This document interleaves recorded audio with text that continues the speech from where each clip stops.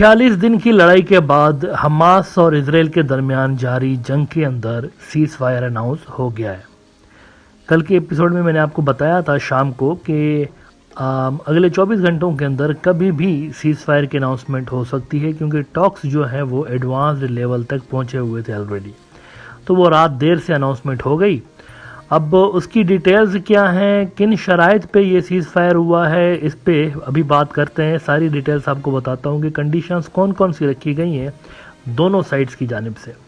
लेकिन ये जान लें कि दो जो सबसे बड़े मुल्क हैं जिन्होंने इस सीज़ फायर में रोल प्ले किया है, तो उसमें नंबर 1 पे कतर है और नंबर 2 पे इजिप्ट है। इन दोनों मुल्कों ने सेंट्रल रोल प्ले किया है सीज़ फायर करवाने के हवाले से। लेकिन ये सीज़ फायर आर्जी है, 4 रोज़ की सीज़ फायर है, but the good thing is that ये एक्सटेंडेबल है, इसको आगे बढ़ाया जा सकता है। हार्ट्स इजरायली न्यूज़ आउटलेट है, इन्होंने खबर लगाई हुई है कि Israeli cabinet okay deal for release of 50 hostages held by Hamas temporary seize fire. अच्छा, 50 जो इजरायली हॉस्टेजेस हैं, जो कि तकरीबन 239 हॉस्टेजेस इजराइल के हमास के पास हैं, उसमें से 50 वो छोड़ने को राज़ी हो गए।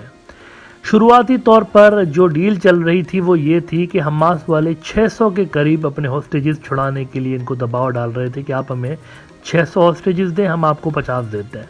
50 से 100 के दरमियान की फिगर उन्होंने रखी थी।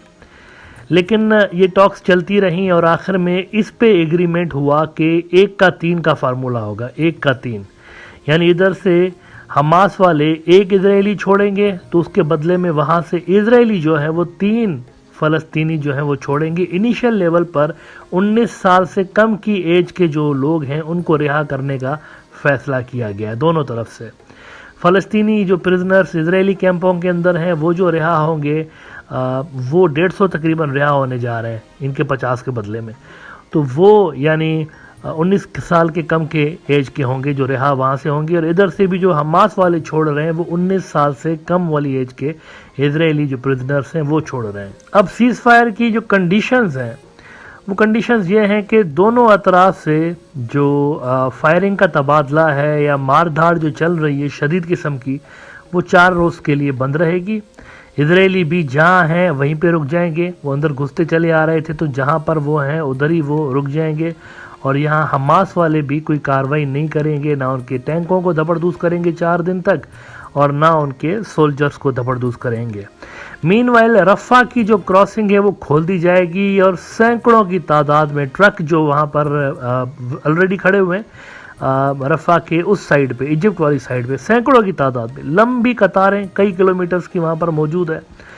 तो वो खुल जाएगा रफ़ा का बॉर्डर, और कई 100 ट्रक्स जो हैं उसमें खुराक है, उसमें कंबल हैं, उसमें टेंट हैं, उसमें मेडिसन्स हैं, ये सारी चीज़ें गज़ा के अंदर आएंगी। और ये सारी जितनी की एड है ये नॉर्थ और साउथ गज़ा में इक्वली डिस्ट्रीब्यूट होगी, यानी जहाँ जहाँ पर भी ज़रूरत होगी वहाँ तक ये ट्रक्स बिला रोक टोक जाएंगे।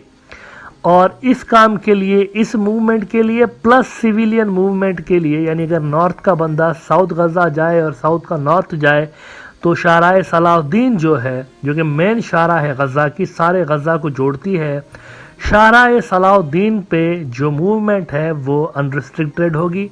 इजरायली फोर्सेस कोई रुकावट नहीं डालेंगे। ये सारी जो ह्यूमैनिटेरियन रिलीफ होगा वो इस रास्ते के थ्रू होगा, और वहाँ से जो लोगों की मूवमेंट होगी गज़ा वालों की वो भी बिला रोक टोक शाराए सलाहुद्दीन से की जा सकती है। इसके अलावा एयर ट्रैफिक बंद रहेगी इजराइल की। ये 4 रोज़ इजराइल की एयर ट्रैफिक बंद रहेगी, ख़ास तौर पर सुबह 10 बजे से लेकर शाम 4 बजे तक। गज़ा की एयर स्पेस में ना तो कोई इजरायली ड्रोन दाखिल होगा, ना कोई इजरायली फाइटर जेट दाखिल होगा। सुबह 10 बजे से लेकर शाम 4 बजे तक 6 घंटे का रोज़ाना ये ब्रेक होगा, और इसमें एयर स्ट्राइक नहीं हो सकती। अलबत्ता ये जो 6 घंटे का टाइम फ्रेम है इसमें आसमान में किसी किस्म की कोई मूवमेंट भी इजरायली फोर्सेस की नहीं हो सकेगी।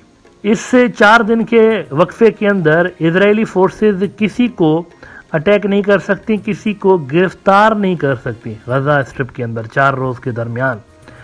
اور as a said in the beginning صلاح الدین اسٹریٹ جو ہے وہ وہاں پر فریڈم آف موومنٹ جو ہے وہ جاری رہے گا، وہ بھی اس کے ٹرمز اینڈ کنڈیشنز کے اندر موجود ہیں۔ تو اوور آل اگر دیکھا جائے تو فلسطینیوں کے لیے یہ ایک اچھی ڈیل ہے میرے خیال سے۔ یہ ایز اے سیڈ شروعات ہے۔ 238 میں سے اگر آپ 50 نکال دیں تو بھی بڑی تعداد میں جو اسرائیلی ہاسٹیجز ہیں وہ حماس والوں کے پاس موجود رہیں گے۔ ناؤ فائنل ڈیل جو ہوگی وہ اسی پہ ہوگی کہ اسرائیلی فورسز کو یہاں سے نکلنا پڑے گا غزہ کے اندر سے۔ یہ تو شروعاتی ڈیل ہے، اس کو میرے خیال سے 1-2 مرتبہ ایکسٹینڈ مزید کریں گے، وہ کچھ روز اور ایکسٹینڈ کریں گے، اور ایکسٹینڈ کرنے کے بعد آخری ڈیل جو ہوگی وہ اسی پہ ہوگی کہ آپ نکلیں یہاں سے۔ مین وائل انٹرنیشنل کمیونٹی میں پریشر ڈیولپ ہونا شروع ہو گیا۔ یہ جو 14,000 فلسطینی شہید ہوئے ہیں، تو اس پہ 2 اسٹیٹ سلیوشن والا جو فارمولہ ہے اس کی ڈیمانڈز عالمی سطح پر بڑھتی ہوئی نظر آ رہی ہیں۔ پورا کا پورا عرب ورلڈ جو ہے وہ پوری شدت کے ساتھ 2 اسٹیٹ سلیوشن کی امپلیمنٹیشن کا حامی ہے اس وقت۔ اور یہاں پر یہ بات بھی آپ کو بتا دوں کہ اسرائیل کے اندر کنسنسس نہیں ہیں اس ڈیل کے حوالے سے، یعنی انہوں نے یونانیمسلی اس کو اپروو نہیں کیا۔ کل آپ کو بتایا تھا میں نے ڈیل سے پہلے کہ جو بھی فیصلہ اسرائیلی وار کیبنٹ کرے گی وہ یونانیمس نہیں ہوگا۔ یہاں سے آپ کو یونانیمس ڈیسیشنز نظر آئیں گے حماس والوں کی طرف سے، لیکن وہاں سے ایک سپلٹ آپ کو نظر آئے گی، ڈیویژن نظر آئے گی، اور وہی ہوا ہے۔ وہاں پر جو اتمر بن گویر ہے اس کی پارٹی اور وہاں پر جو سموٹرچ ہے یہ ایگری نہیں ہے، راضی نہیں ہے اس ڈیل سے۔ انہوں نے کہا کہ یہ جو ڈیل ہے یہ کوئی بہتر طریقے کی نہیں ہے۔ شاس پارٹی والوں نے بھی اس کی مخالفت کی ہوئی ہے، اور وہ کہہ رہے ہیں کہ ہم نے پہلے بھی جو ڈیلز کی ہوئی ہیں اس کا ہمیں نقصان ہی ہوا ہے۔ ابھی تک وہ یحییٰ سنور والی ڈیل کو ہی میڈیا کے اندر آ کے اس کو یاد کروا کے جسٹیفائی کرتے رہتے ہیں اپنے سٹانس کو، کہ دیکھیں اس وقت یہ ہوا تھا، یحییٰ سنور کو چھوڑ دیا تھا، اور آج غزہ کے اندر حماس کو وہی کنٹرول کر رہا ہوتا ہے جو بندہ ایک زمانے میں ہمارے پاس ہوا کرتا تھا۔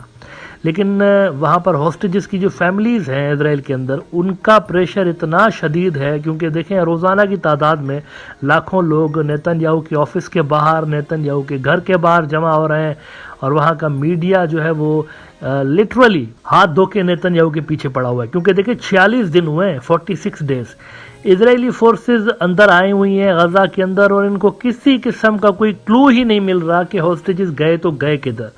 موساد فیل، شین بیت فیل، ان کو کسی قسم کا کوئی ان کو آئیڈیا ہی نہیں ہے کہ ہاسٹیجز یہ جو اتنی بڑی تعداد میں لے کر گئے ہوئے ہیں کہاں پہ ان کو رکھا ہوا ہے، کس کونے میں غزہ کے میں ان کو رکھا ہوا ہے، دے ڈونٹ نو۔ تو ابھی بھی یہ جو رہائی ممکن ہوئی ہے، یہ رہائی بھی ڈپلومیٹک سورسز کے ذریعے، ڈپلومیٹک چینلز کے ذریعے رہائی ممکن ہوئی ہے 50 ہاسٹیجز کی۔ اسرائیلی فورسز نے ان کو بازیاب نہیں کرایا، ڈپلومیٹس نے ان کو بازیاب کرایا ہے۔ تو یہ اٹ سیلف ایک سیٹ بیک ہے، اور یہ ملٹری ڈیفیٹ کو ظاہر کر رہا ہوتا ہے اسرائیل کی۔ یہ اتنے زیادہ بندے جو شہید کیے گئے ہیں فلسطینیوں کے، یہ فرسٹریشن کی علامت ہے صرف۔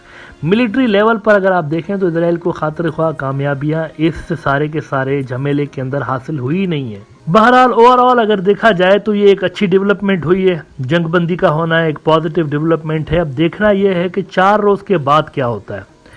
وہ کہہ تو رہے ہیں کہ اس کو ایکسٹینڈ کیا جا سکتا ہے، لیکن ایکسٹینڈ ہونے کے لیے بھی تو دوبارہ مذاکرات کیے جائیں گے، اور ان مذاکرات میں یہی شرائط ہوں گی، ظاہر سی بات ہے، وہی ایڈ کی داخلہ ہوگی اندر غزہ میں، اور وہی ہاسٹیجز کی بازیابی پہ بات چیت ہوگی۔ لیکن آخری اس کا سلیوشن تو ظاہر سی بات ہے یہ نہیں ہوگا، وہ کمپریہنسو ٹاکس ہوں گے، اور اس میں پھر اس مسئلے کا پرماننٹ کوئی حل نکل سکتا ہے۔